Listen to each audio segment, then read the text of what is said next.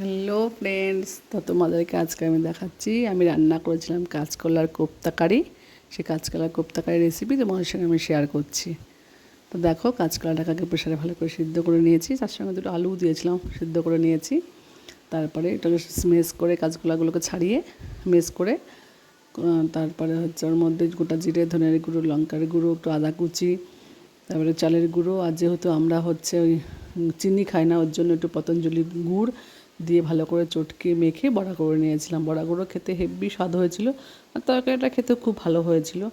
ঠিক আছে, তা হচ্ছে আর তার মধ্যে আমি আবার হচ্ছে কড়াইয়ের মধ্যে আলু কটা দিয়ে ভেজে নিয়ে তার মধ্যে গোটা গরম মশলা, তেজপাতা, শুকনো লঙ্কা ফোড়ন দিয়েছি, আর হচ্ছে গোটা জিরে ফোড়ন দিয়ে এদিকে একটা বাটির মধ্যে হলুদ গুঁড়ো, জিরের গুঁড়ো, ধনের গুঁড়ো, লঙ্কার গুঁড়ো, হলুদ সব জল দিয়ে মিশিয়ে গুলিয়ে রেখেছিলাম। আর মিক্সারের মধ্যে একটু কাজু, পোস্ত, টমেটো, কাঁচা লঙ্কা দিয়ে পেস্ট করে নিয়েছিলাম।